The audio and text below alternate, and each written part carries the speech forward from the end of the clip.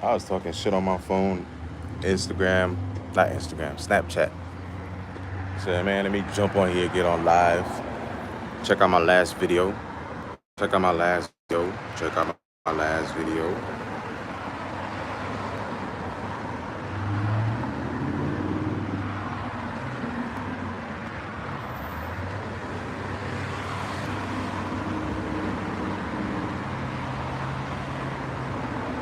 That's why I talk so much about being nice to yourself. I had to alchemize. I had to alchemize all the energy of the people that didn't know how to alchemize the energy and be nice to themselves and talk good to themselves and inadvertently be nice to others and be kind to the world and stuff like that. So I had to go through all that war. I had to drink the water. I went through 10 years of spiritual war, 10 years of spiritual battle, 10 years of going through stuff where I thought I was already out of the frying pan and into the fire in New Jersey. Like when I talk about stuff that I go through, I'm just reiterating what I was recording on my video. Like I get choked up sometimes because the stuff that I go through, other people haven't experienced that stuff. And a lot of people look at me like nothing ever happened to me because nothing ever happened in their life. They might have lost a dog or their cat might have died. And that's the worst thing that ever happened to them. But I experienced the worst thing that ever happened to me before I turned 15 days old.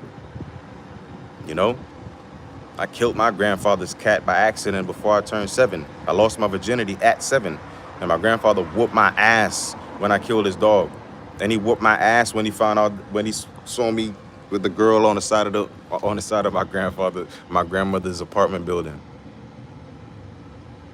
I'm talking about ass whooping. Any Caribbean person know what the fuck a ass whooping feel like. Any brother or sister from the hood know what a real ass whooping look like and feel like. When you were actually getting your ass whooped like a motherfucker don't like you.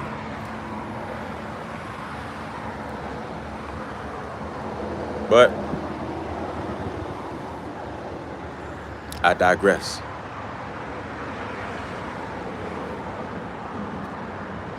I digress. I digress. This time is for me though. I did a lot of things for a lot of people. I understood. I was too kind. I was over kind and over giving, right? My father kept telling me in my ear and beating into my head that you and your sister the only ones y'all got over here. Y'all don't have nobody over here. It's only y'all two. But my father knew exactly how the situation turned out in my sister's house with her and her wife. My father knew. My father sat on the phone with me when I was sitting on the phone with him, when I was telling him how she beating my fucking nephew. She got so mad, he told me he's gonna call me back. He didn't even call me back. That's how mad he was. He called my sister and he was cussing her out. And then when he got off the phone with her, you know she continued that shit. That's why I always spent time with my nephews, because the shit that I went through, I wanted to be there for them. I had to go run to my aunts and beg them to tell my dad not to whoop my ass, and they would beg my dad to go easy on me. I would still get my ass whooped. Sometimes he wouldn't, because my grandmother would be there. And my grandmother, my great-grandmother, that's his grandmother. So if she said something to him, 9 times out of 10, I was gonna be okay. That's one of the reasons why I shut down when my grandmother passed away. That was my shield. That was my everything. That was my everything. That was my everything. I ain't talk about my mother much, but people knew how I felt about my mother. They ain't never talked about my grandmother, because they know I would kill them for my grandmother. In her name. Because you don't get to disrespect somebody like that. I don't even talk about people's moms. So if you talk about my mom and my grandma, I got all right to do whatever I want to you. I got all right to do whatever I want to you. And all them people lighting candles and you know, doing libation magic and all that, throwing the pennies into the fucking streets and all that shit. Man, that's kindergarten magic. You don't see Professor Snape and all them teachers. You don't see them opening the textbook and reading the spells before they wave their wand. No, they just wave their wand and your shit go flying. They just go like that and your shit go flat. You don't never hear Voldemort. Voldemort don't say no spells. That motherfucker just wave his wand. And you see a whole bunch of shit start flying. So these people want to have you convinced, get some candles, light some candles. If you want to light candles, you have to think in memorial aspect. You're not lighting candles to ask for anything. You shouldn't be asking nothing. You shouldn't be asking for nothing because you don't need nothing, right? You only asking for stuff because you heard somebody else tell you that this is what you should do, right? And all you're doing is helping them get more revenue on their video. You're helping them get more people to view their stuff. You're helping them gain a little bit more pennies in their account when they get their cash out, when they get their payments at the end of the month. Everybody got a quota. Just like how the police gonna pull a motherfucker over for no reason at the end of the month, and everybody gonna know, yo, it's the end of the month. They got blocked. They got a checkpoint over here. Your homeboy or your homegirl gonna probably tell you, yo, I know you be doing this and I know you be doing that. Especially my hustlers out there. Yo, they got a checkpoint over here. They gonna stay away from that area because we know at the end of the month they gonna pull niggas over like crazy, and they only gonna pull niggas over, right? So when you get there and you see it's the end of the month, right? Last month, what, on the 28th, all they was talking about was the portal. What I posted, I'm gonna sleep through the Lions portal. I'm gonna sleep through that shit. I got the good portal. The God portal is open until the 22nd of next month, right? The 22nd of September. That's when the summer solstice end, and that's when the God portal close. I'm not worried about no Lions Gate. I'm not worried about no fucking Leo. I'm the motherfucking Lion Prince. I don't need to worry about none of that shit. If I know what's inside of me, why the fuck do I gotta go externally? If I already understand, why the fuck do I need somebody else to explain? A hood nigga already know what's already understood, don't need to be explained. We just head nod, and then that's it. Conversation done. We had a whole paragraph and understood what the fucking assignment was just by head nodding. If you can't respect that, your whole perspective is whack.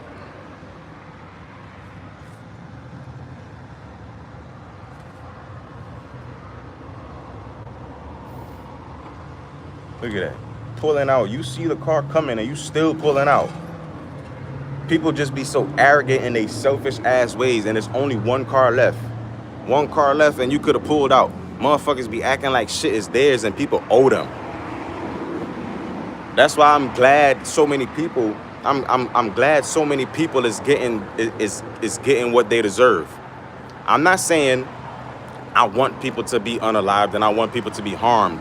But when you see so many people getting harmed and so many people getting hurt in this time, when you know better and you know the truth and you're looking at it like, how is this still happening? It's because they're not playable characters. Y'all are crying and trying to save and wake up non-playable characters. God didn't send the angels to wipe out the humans. God sent the angels to wipe out the giants.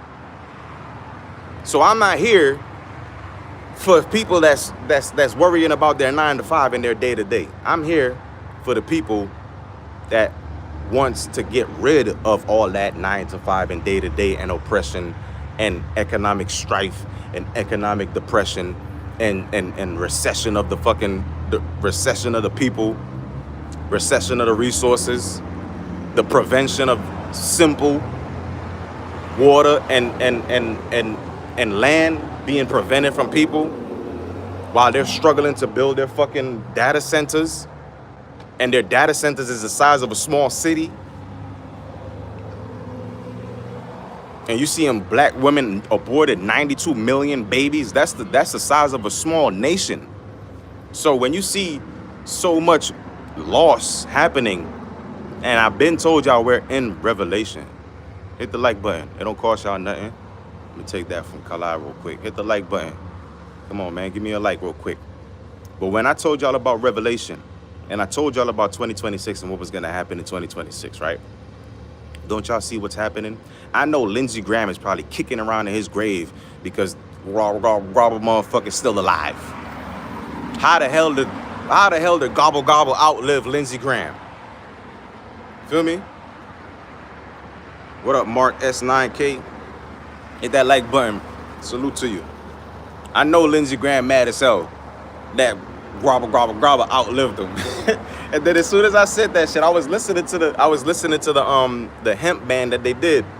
And then Lindsey Graham, what's his name? Mitch McConnell come up, start talking. I'm like, that's crazy. I just talking shit about this man.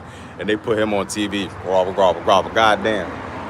I know Lindsey Graham mad. He ain't get to outlive that motherfucker. I know he knew he was gonna outlive him. But don't you see what's happening though?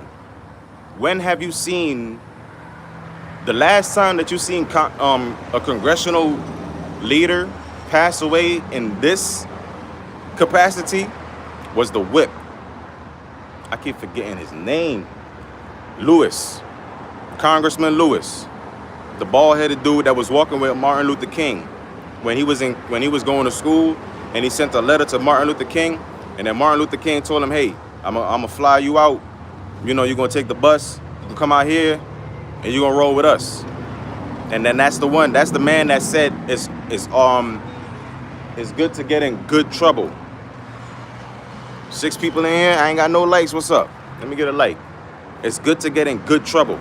That's why I always fought when people were being bullied and all that shit. I hated that stuff. That's why I got with the people that I got with, and I hung out with the people that I hung out with, and we did the stuff that we did because we didn't like bullies.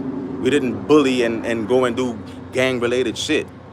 We hung out as a family, we partied as a family, we protected each other as a family, and our big homie even told us, yo, it's a little heavy, it's a little hot right now, so if y'all gonna go outside, walk with each other.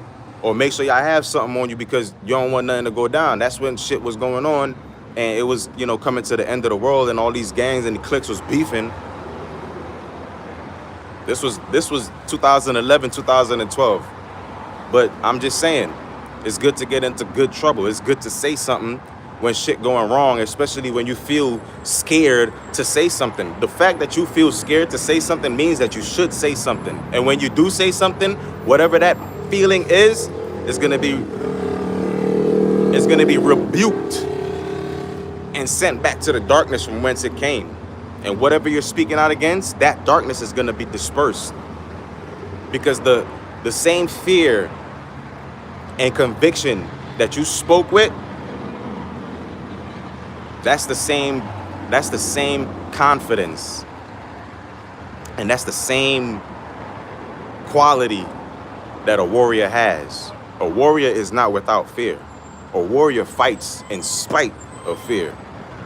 A warrior fights because if they don't fight, fear wins. And nobody lives. So the warrior turns into death and destroys fear, because once death is there, you will live. You ever heard the saying, the closer I am to death, the more I feel alive? Adrenaline junkies, skydivers, bungee jumpers, they're all practicing immediate death. But it brings them so close to life because at any given moment, you will die. They say you can die stepping out of your house or this, that, and the third. Yeah, you could die. All that stuff can happen, but you can also live knowing that you will die. You will live because you're not going to think about, man, if I go here, that's going to happen. If I go there, that's going to happen. That process is fear. You saying it could happen, but I'm going to do it anyway. That's you being death and you being able to live life. That's you being death and life becoming so much easier for you to meet it halfway. It becomes so easier to equilibrium. It's so easier to balance. I'll just say that. I was going to say equilibrialize, but it's easier to balance the light with the dark when you know you got to dash fear away. You got to dash away that fear.